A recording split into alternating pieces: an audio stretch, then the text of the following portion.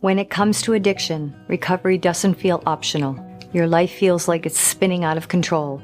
Even worse, your addiction is poisoning your important relationships, particularly the one with yourself. I'm Dr. Kathleen Kelly, owner and founder of the Serona Counseling Retreats. In this video, I'm going to tell you 3 things about addiction that I know as a therapist that you should know too. First, addiction is not about you being weak.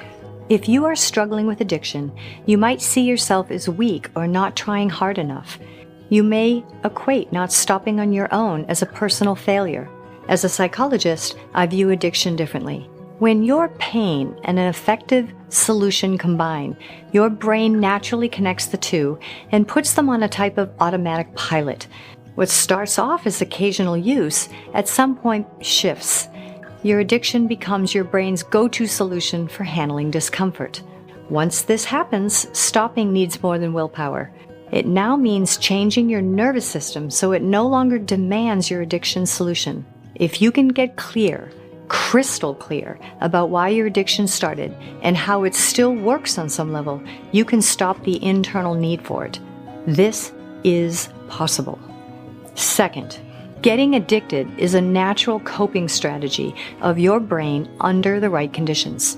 If becoming addicted was truly related to an individual's personal weakness, we wouldn't see substance abuse in the numbers we see it. Surveys suggest that 60% of Americans abuse substances of some kind. Drug abuse is decimating whole communities. This is beyond a unique person's vulnerability. Something else is going on. Addiction is complicated, made more so by the way our brains are practically built to do addiction. You've heard of your brain's pleasure-pain pathways and how the pleasure pathway is involved with addiction. Lesser known is the link between addiction and your natural instinct to avoid pain.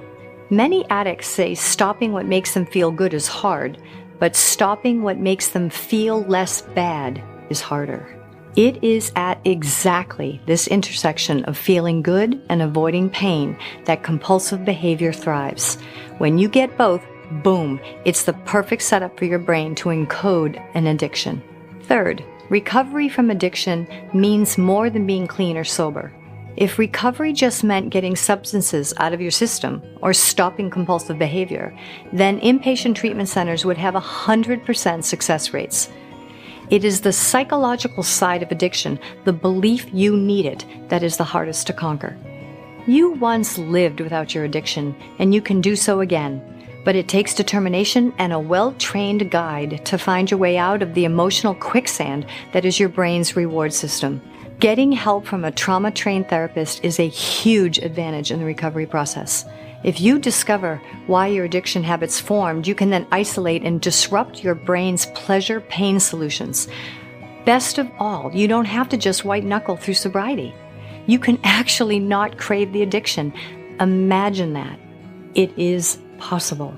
So if your addiction is costing you more quality of life than you want to pay, consider a Serona Counseling Retreat. At our counseling retreats, you'll discover how your addiction works for you, and then you will be prepared to ask it to leave. Schedule your counseling retreat today.